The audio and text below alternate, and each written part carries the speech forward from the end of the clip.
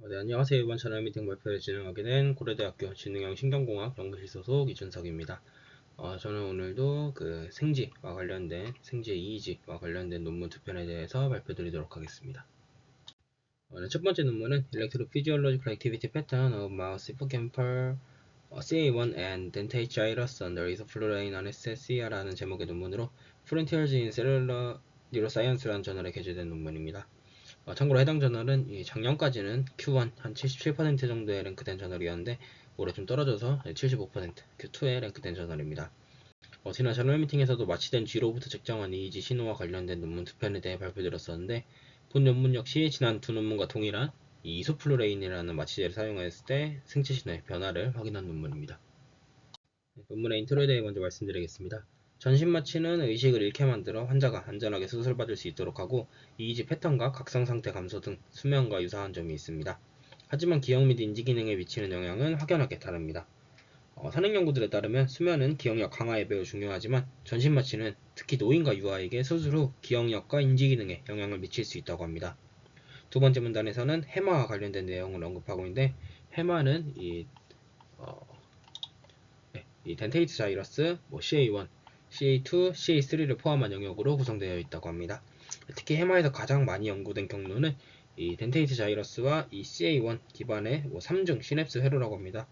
이 회로는 기억력에 매우 중요한데 마취 관련 연구 결과 마취 상태가 CA1 혹은 DG 세포의 활동에 영향을 미친다고 합니다. 이러한 차이가 발견되었음에도 불구하고 이소플루레인 마취가 CA1 및 DG 신경에 어떤 영향을 미치는지에 대한 연구는 불충분하다고 합니다. 본 연구에서는 이를 조사하기 위해 파이버 포토메트리, 마이크로스코피와 같은 이 모니터링 기법들을 언급하며 특히 이동하는 지의 신경 활동을 조사하기 위해선 EEG 혹은 EMG와 같은 신호가 적합하다고 언급하고 있습니다.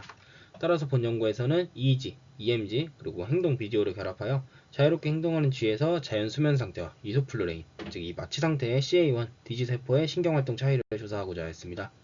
즉 수면 상태와 마취 상태가 기억력에 미치는 영향을 CA1, DG세포의 활동 차이로 검증하고자 했습니다. 본 연구에서는 성인 수컷쥐 9마리를 대상으로 실험을 진행하였습니다. 모든 쥐는 생후 3, 4개월이 되었으며 4마리의 쥐로부터 CA1 데이터를 취득하였고 5마리의 쥐로부터 DG 덴테이트 자이러스 DG에서 데이터를 취득하였습니다. 모든 쥐들에게는 이 적절한 물과 음식이 제시되었고 12시간씩 밝은 조건과 어두운 조건을 제시하였습니다. 참고로 이 12시간마다 이 빛, 어둠을 교차하는 조건은 전 세계적으로 표준화된 쥐 실험 조건으로 해당 과정을 통해 쥐의 자연스러운 일주기 리듬을 유지할 수 있고 안정적인 실험을 진행할 수 있다고 합니다. 이후 전극 이식 수술을 진행하였는데 이소플루레인을 사용하여 마취를 시킨 뒤 EEG, EMG 전극을 삽입하였다고 합니다. 전극은 세 가지를 삽입하였는데 먼저 히포캠퍼스, 이 CA1과 CA2의 테트로드라는 이 4개의 전극 다발을 삽입을 하였고 EEG는 이 전두엽에 두개골 위에 부착하였다고 합니다. 마지막으로 EMG는 이 목 근육의 2개의 전극에서 측정하였다고 합니다. 참고로 CA1을 측정하기 위해서는 이 한 0.9mm 정도의 전극을 삽입하였고 DG는 조금 더 깊숙이 위치하여 있기 때문에 DG를 기록하기 위해서는 한 1.7mm 정도의 전극을 삽입하였다고 합니다. 수술이 마무리된 G는 완전한 회복을 위해 따뜻한 케이지로 돌아간 뒤 3일 정도 염증 주사를 맞으며 회복을 취하였다고 합니다. 이후 수술에서 완전히 회복한 뒤 생체시스템 측정을 수행을 했습니다. 실험은 다음과 같은 순서로 진행되었는데 먼저 두 번의 수면 각성 주기 동안 측정을 하였고 쉽게 이틀 동안 데이터를 쭉 측정을 하였고 이후 5분에서 15분 동안 자유롭게 움직이는 상태에서 녹음을 수행하였다고 합니다. 그림은 따로 없지만 챔버, 흔히 사육장에 넣고 실험을 진행하였다고 합니다.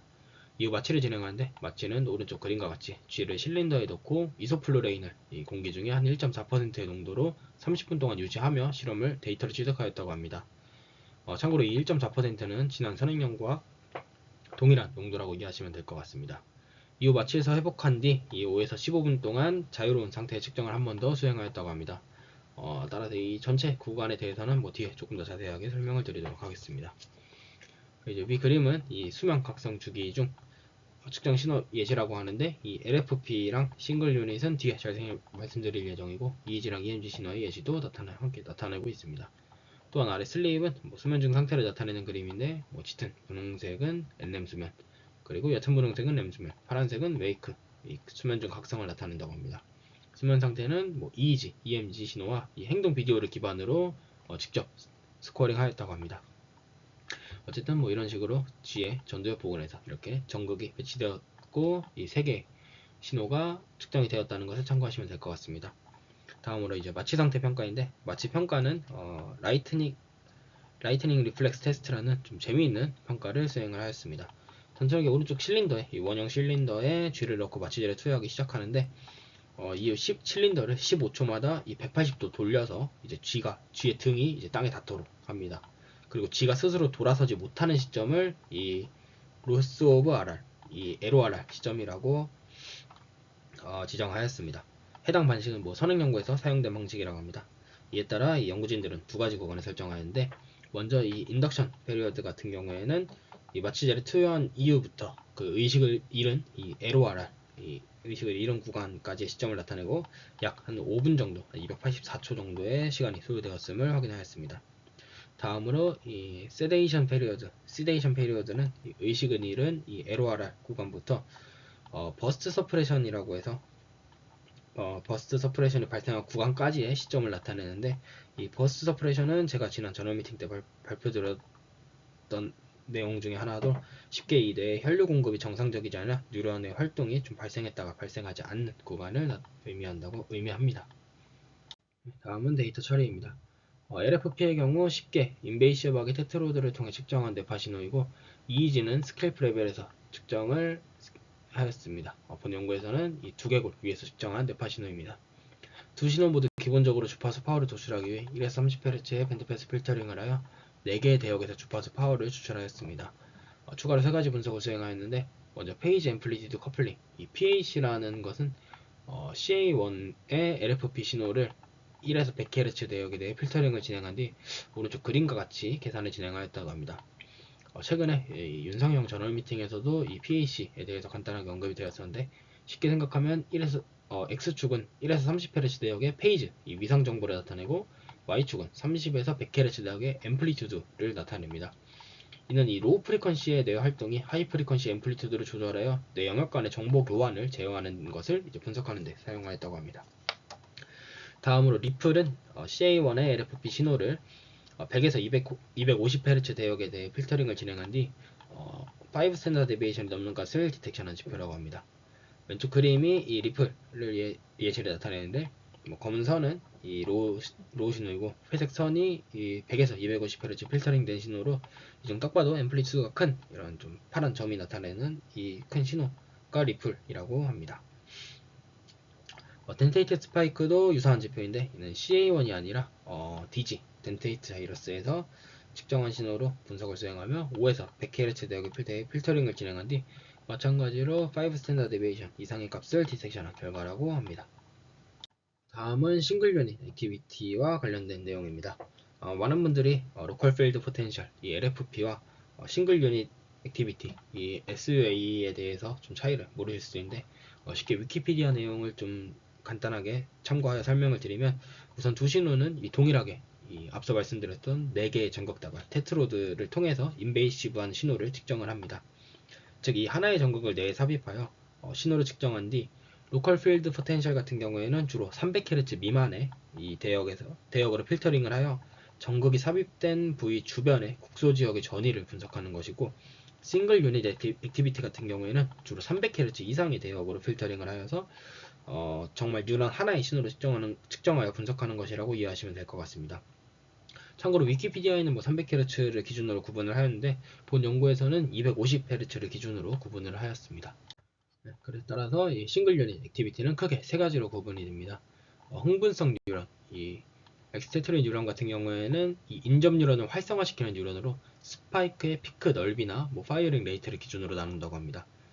인터 뉴런 같은 경우에는 이 억제성 뉴런으로 흥분성 뉴런보다 넓이가 작고 주기가 긴 뉴런을 의미합니다. 이는 주변 뉴런의 활동을 억제한다고 합니다. 흥분성 뉴런 중에 특히 빠르게 발화하는 뉴런을 이 버스트 뉴런이라고 합니다. 이는 3에서 10ms 사이에 연속적으로 발화함을 특징으로 하는데, 이러한 버스트는 전체 스파이크 수 중 짧은 시간에 연속적으로 발화한 이 버스트 수의 비율로서 분석한다고 합니다. 아래 그림의 예시를 보면은 이 버스트 엑스테토리 뉴런 같은 경우에는 매우 짧은 시간 안에 높이 뛸 확률이 높고, ISI가 즉 10ms, 즉 이 0.01ms 내에 모여 있는 것을 확인할 수 있습니다. 네, 반면 non-bursty 엑스테토리 뉴런 같은 경우에는 0.1ms 이상의 0.01ms 이상의 이 ISI로 발화를 하고 인터 뉴런 같은 경우에도 유사한 특징을 보였습니다. 메소드 설명이 좀 많았는데 이 결과 설명을 드리면서 메소드에 대해 간략하게 한 번 더 언급드릴 수 있도록 하겠습니다. 다만 이해 안 되시는 부분은 편하게 댓글로 질문해 주시면 감사하겠습니다. 그럼 따라서 첫 번째 결과부터 말씀드리겠습니다. CA1과 DG, 이 덴테이트 자이러스의 테트로이드 전극 이식과 관련된 부분으로 앞서 말씀드렸듯이 이 4개의 전극 다발로 이루어진 테트로이드를 CA1과 DG에 각각 이식한 결과를 나타냅니다. 해당 전극을 평가하기 위해 자유롭게 행동하는 G에서 기록된 테트로이드 신호 간의 비교를 수행하였으며 여기서 이 T1이 검은색 신호, 이 검은색 신호가 T1을 나타내고 이 파란색 신호가 T4를 나타낸다고 합니다. 실제 눈으로 봤을 때 두 신호가 유사한 것을 확인할 수 있으며 정량 분석 결과에서도 바로 인접한 T1과 T2, T2와 T3, T3와 T4 간의 이제 상관관계가 가장 유사한 것을 확인할 수 있고 그 다음에 이제 하나 건너뛴 T1과 T3, T1과 T4 그 다음에 이제 가장 먼 T1과 T4의 상관관계도 좀 꽤 유의미한 것을 확인할 수 있습니다. 물론 이제 T1과 T4 가장 먼 거리는 상대적으로 조금 낮은 것을 확인할 수 있지만 그래도 0.6 정도 이상의 상관관계로 보이는 것을 확인할 수 있었고 좀 유의미한 상관관계로 보이는 것을 확인할 수 있었고 선행연구와 일치하는 결과라고 합니다. 따라서 이 신뢰성 있는 레코딩이었다고 저자들이 언급을 하고 있고요. 이 인접한 신호 간에 거의 유사한 신호가 측정이 되었다라고 언급을 하고 있습니다. 다음은 자연적인 수면 상태에서의 LFP와 SUA 분석 결과입니다. 분석 구간은 전극 이식 수술 후 회복이 완료된 뒤 처음 주변 수면을 취하는 동안 취득한 데이터입니다. 그리고 EEG가 아닌 LFP, 즉 이 인브이시브하게 측정된 신호의 주파수 파악 결과입니다. 또한 앞서 말씀드렸듯이 짙은 분홍색은 NREM 수면, 옅은 분홍색은 REM 수면, 파란색은 각성 상태를 의미합니다. NREM, REM 웨이크 상태에서 이 CA1과 DG 간의 좀 주파수 차이를 비교한 결과 NREM에서는 이 베타에서 좀 REM에서는 세타와 알파에서 그리고 웨이크에서는 유의미한 차이를 확인할 수 없는 것을 확인을 하였습니다. 또한 CA1과 DG에서 이 램과 웨이크 대비 좀 NREM에서 델타가 가장 큰 것을 확인을 할 수 있었는데요. 네, 이 해당 결과를 보면은 램과 웨이크 대비 NREM에서 가장 큰 것을 확인할 수 있었고 베타는 이 웨이크에서 가장 큰 것을 확인할 수 있었습니다. 또한 이 세타는 램에서 가장 컸고 알파는 CA1과 DG에서 지금 왼쪽이 CA1 그리고 오른쪽이 DG인데 두 지형 모두 좀 알파는 두드러진 특징을 보이지 않는 것을 확인하였습니다. 이런 결과는 선행령과 좀 일치하는 결과인데 NREM 수면의 델타 같은 경우에는 이 다른 해마 및 피질 영역과 협력하여 기억 통합에 중요한 역할을 한다고 합니다. 램 수면의 세타는 역시 기억 통합에 관여하는 해마에서의 패턴이라고 합니다. 또한 CA1에서 이 DG 대비 세타 파워가 큰 부분도 이전 연구 결과와 일치한다고 합니다. 네, 그 다음은 SUA 분석 결과인데 SUA는 싱글 유닛 액티비티로 뉴런 하나의 활동을 분석한 결과입니다.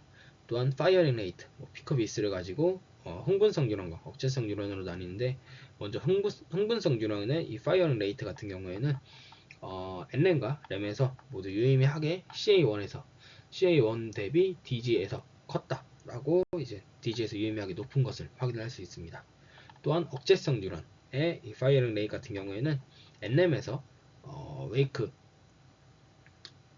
웨이크에서 CA1이 DG보다 높은 것을 확인할 수 있습니다.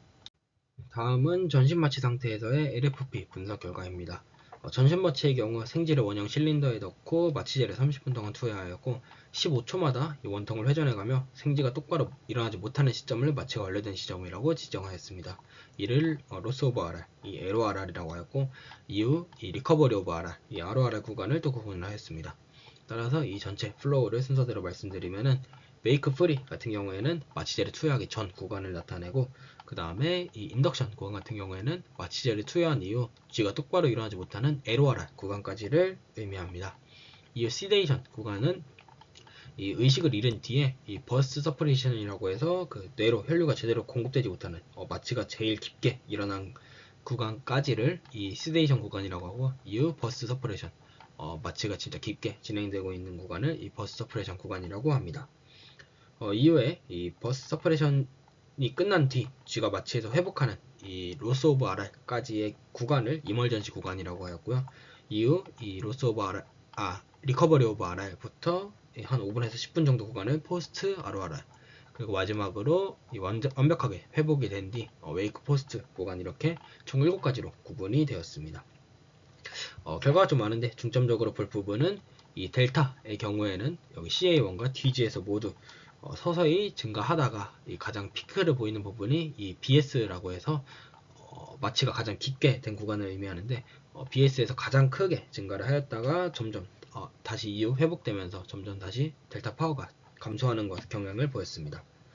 또 세타랑 알파랑 베타의 경우에는 오히려 반대로 BS에서 가장 작은 결과를 나타내는 것을 확인을 하였습니다.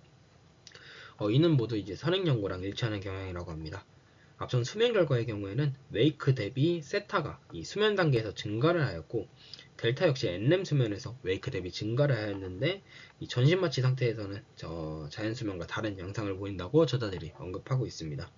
실제로 이 웨이크보다 수면에서는 세타가 증가를 하였는데, 해당 부분에서는 이제 세타가 오히려 감소를 하는 경향을 보이는 등 좀 다른 양상을 보인다고 언급하고 있고, 또 이제 주목할 점은 이 CA1에서 이 세타가 덴테이트 자이러스, 이 DG 대비 더 빨리 회복한다는 점입니다.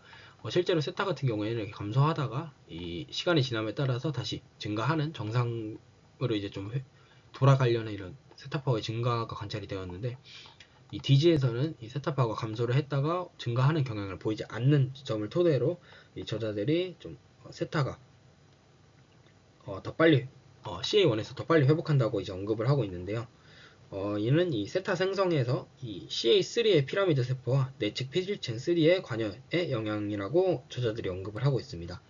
저도 정확한 이 해부학적 정보는 조금 더 공부를 해야겠지만, 추측컨대 제가 구글링을 하였는데, 이 히포캠퍼스 내의 이 세포의 좀 뉴런의 활동 흐름이 다음과 같이 진행된다고 하고요. 여기가 이제 덴테이트 자이러스 DG, 그리고 여기가 CA3, 여기가 CA1이라고 이해하시면 될 것 같습니다. 그래서 저자들이 이 CA3가 세타 생성에 관여한다고 언급을 하는데, 이 CA3가 세타를 생성하고 이 화살표 방향에 따라서 CA1에 먼저 영향을 미치기 때문에 CA1이 DG 대비해서 좀 세타를 더 빨리 회복하는 것으로 추정이 되고, DG 같은 경우에는 아무래도 CA3에서 역방향으로 간다기보다는 좀 다음과 같은 방향으로 이제 뉴런이 움직이고 뭐 이렇게 한 바퀴 돌아서 이렇게 DG로 다시 돌아가다가, 어쨌든 CA1보다 조금 더 느리게 세타가 도달하기 때문에 CA1에서 조금 더 빨리 세타를 회복하는 것으로 추정이 됩니다. 네. 또한 이 알파랑 베타는 이 편도체의 소마토스타틴 뉴런이라는 곳에서 유래한다고 하는데, 이외에 자세한 설명은 없고, 구글에 검색해보니 공포기억 상황에서 활성화된다고 하는데, 아마 기억과 관련이 있는 것으로 추측되며, 마취로 인해 해당 뉴런의 활동이 억제되어 좀 기억력에 영향을 미치지 않았나 추측하고 있습니다. 다음은 이 PAC 결과입니다. 페이지 앰플리튜드 커플링 결과인데, 선행 연구에 따르면 이 해마의 LFP 파워가 마취 중 느린 서파 활동으로 조절된다고 합니다. 결과를 보면은 이 램 수면에서 이 세타와 감마 간의 명확한 결합이 나타나는 것을 확인을 할 수 있고요. NREM 수면에서 이렇게 델타에서 세타, 여기서는 이제 한 8Hz, 9Hz 이 부분에 세타 대역에서 나타났는데, 이 부분이 이제 조금 로우 프리퀀시 대역으로, 델타 세타 대역으로 좀 이동하는 것을 확인을 할 수 있습니다. 네. 마취 상태에서는 마취제 투여 직후 세타에서 발생한 이 커플링이 마취 상태 직후 이 세타에서 발생한 커플링이 서서히 이제 로우 프리퀀시 대역으로 이동하였다가 좀 사라지는 경향을 보였고, BS 마취가 가장 깊을 때는 오히려 사라지는 경향을 보였고, 마취가 회복됨에 따라서 다시 이 커플링이 좀 증가를 하였다가 마취가 완전히 회복된 뒤에는 이 실제 웨이크 프리 상태와 거의 유사하게 발생하는 것을 확인을 하였습니다. 사실 저는 이 해당 부분이 조금 굉장히 흥미로운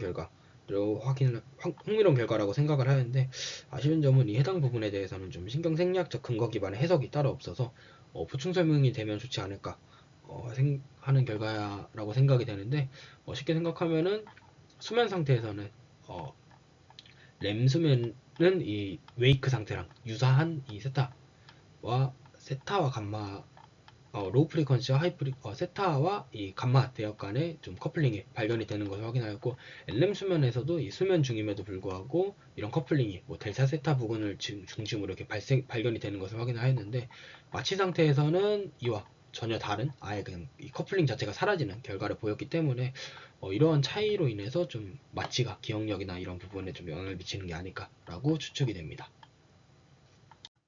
마지막으로 이 싱글 유닛 액티비티, 즉 이 단일 뉴런의 활동 분석 결과인데요.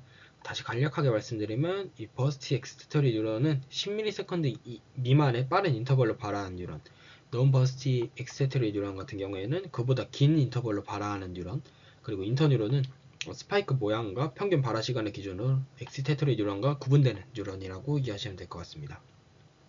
CA1과 DG 모두 마취가 진행될수록 흥분성 뉴런과 억제성 뉴런의 발화율이 모두 감소하였다고 합니다. 실제로 마취가 진행될수록 이 흥분성 뉴런과 억제성 인터 뉴런 모두 이렇게 감소를 하였다가 다시 증가하는 경향을 보였고요.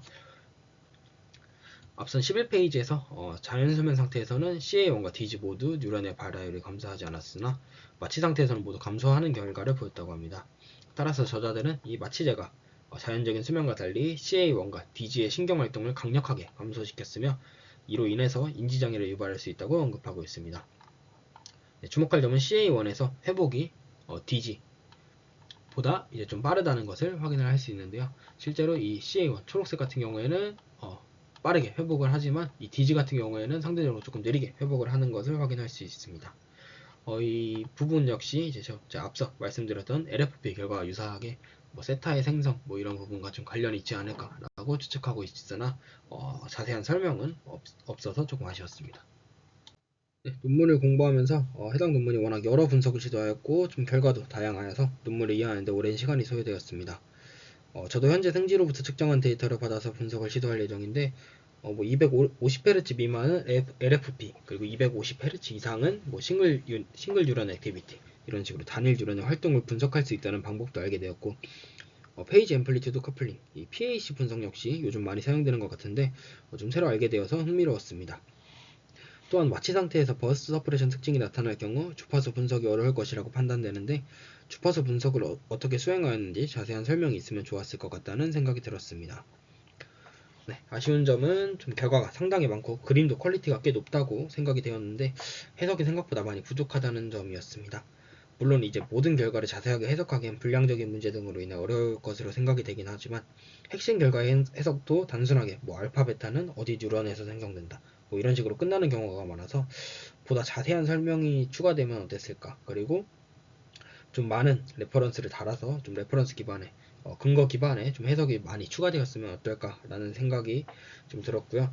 아무래도 좀 많이 EEG와는 좀 다르게 인베이시브한 신호이고 좀 히포캠퍼스를 이제 중심으로 해석을 진행하였기 때문에 제가 조금 더 많은 지식이 있었으면은 결과를 보고 저만의 좀 해석이 가능하지 않았을까라고 생각이 되는데, 해당 부분은 조금 더 공부를 많이 해봐야 될 것 같다는 생각을 하였습니다.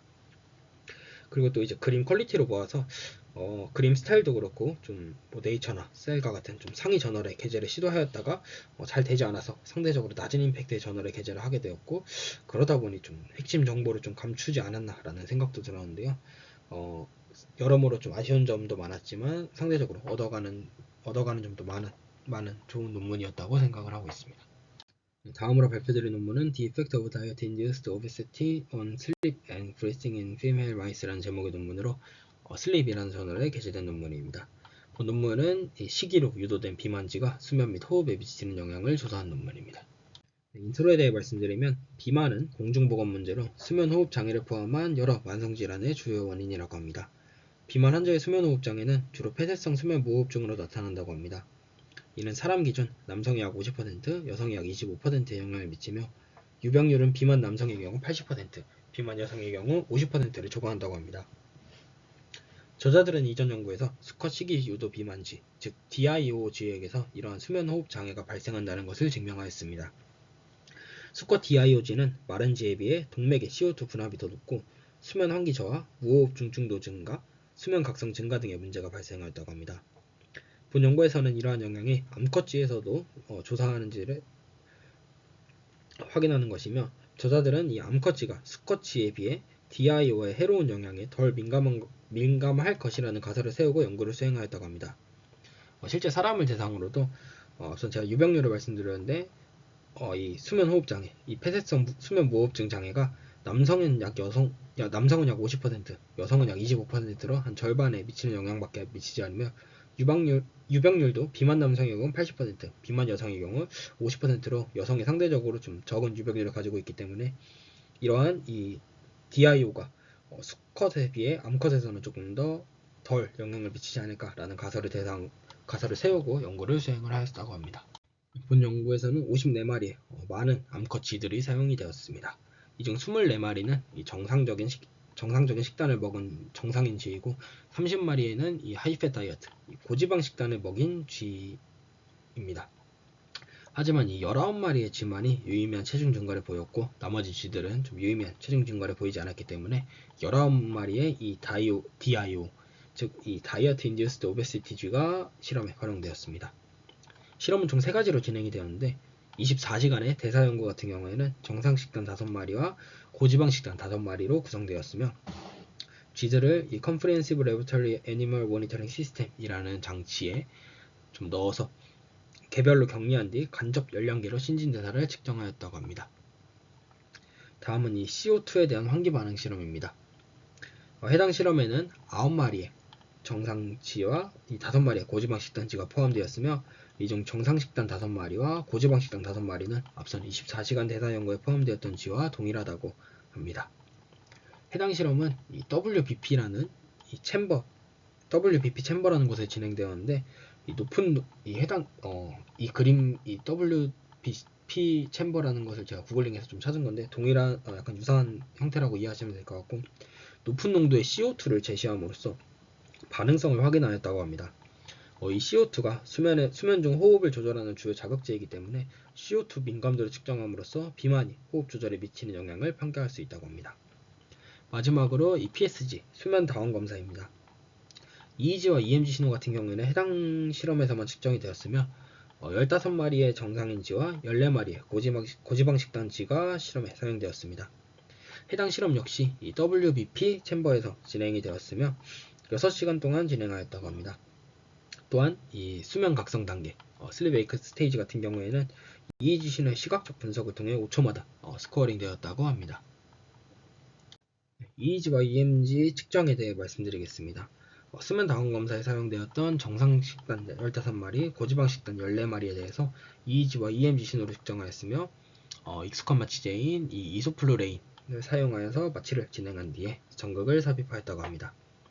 EEG 전극 같은 경우에는 4개의 핀을 가진 헤드 마운트를 삽입하였는데 구글링을 하였을 때 오른쪽 그림과 같은 형태로 추측이 되고 아마 동일한 전극을 사용한 것으로 추정됩니다. 전극은 2개가 프론탈 지역, 2개가 이 퍼라이어탈 지역에서 좀 삽입이 되었고 EMG 전극은 목 근육에 삽입되었다고 합니다. 또한 이 산소 헤모글로빈 농도죠. 산소 헤모글로빈 포화도, 이 펄스 오시메트리 콜라라는 장비를 통해서 다음과 같이 측정이 하였는데 이 오른쪽 그림과 같이 목 주변에서 이 산소 헤모글로빈 포화도를 측정하였다고 합니다. 그리고 마지막으로 호흡을 측정을 하였는데요. 호흡 같은 경우에는 이 WBP 챔버 내부에 쥐의 온도나 챔버 온도, 기압, 수압, 챔버 가스, 상수 이런 등의 파라미터들 기반으로 직접 계산을 하였다고 합니다.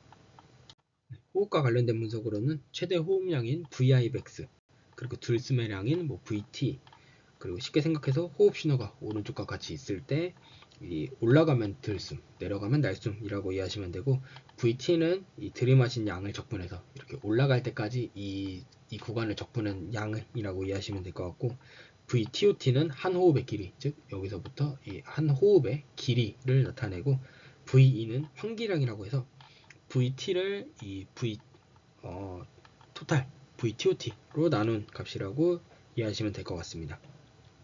참고로 이 VE 환기량 같은 경우에는 1분 동안 그 폐에 공기가 얼마나 들어왔다 나갔는지 이 량을 나타내는 수치라고 합니다.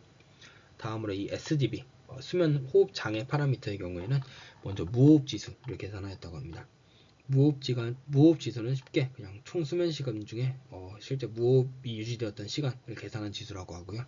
다음으로 이 SpO2 평균값, 앞선 3사 헤모글로빈의 포화도죠. SpO2의 평균값과 percentage of flow limitation이라는 지수를 사용하였다고 합니다.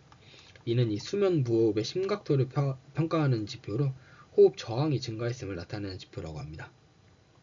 마지막으로 breathing stability during sleep의 경우 호흡의 안정성으로 푸엔카레 플롯을 통해 계산되었다고 합니다. 이 푸엔카레 플롯은 쉽게 그 신호의 심전도 분석에서 많이 사용되는데, 쉽게 이 논리니어 피처, 약간 컴플렉시티를 계산하는 피처로 신호의 복잡성을 나타내는 신호이기 때문에 이를 사용하여서 좀 호흡 신호의 안정성을 평가하는 데 사용을 한 것으로 추측됩니다. 따라서 결과에 대해 먼저 말씀드리겠습니다. 신진대사 실험 결과 비만지는 정상인지 대비 체중, 일일 칼로리 섭취량 등에서 좀 유의미한 증가를 확인을 하였습니다. 이는 이전 수컷 비만지와 비슷한 수준이라고 합니다. 오른쪽 그림은 이 대사 연구 결과를 보여주는데, 정상 암컷에 비해서 비만 암컷에서 유의미한 감소를 확인할 수 있다고 합니다. 참고로 이 VO2는 산소 소비량, VCO2는 이산화탄소 생산량입니다. 즉 산소를 더 조금 소비하고 이산화탄소를 더 조금 생산해낸다. 즉 이 대사가 전체적으로 감소했다라는 것을 의미하고요. 로코모터 액티비티 같은 경우에는 지가 움직인 활동량을 나타낸다고 합니다. 다만 저자들은 이 암컷의 전반적인 신진대사는 이전 수컷 비만지로부터 관찰된 값보다 높다라는 것을 언급하며, 이 암컷이 수컷에 비해 비만에 의한 영향을 상대적으로 적게 받는다는 점을 시사한다고 합니다. 즉 이 암컷이 비만지가 정상지보다 이제 감소를 하긴 하였으나, 수컷지 같은 경우에는 더 낮은 값들을 보이나 암컷지는 상대적으로 수컷지보다 높은 값을 보이기 때문에 비만이 암컷에게는 상대적으로 영향을 조금은 덜 미친다라는 점을 시사한다고 언급을 하고 있습니다.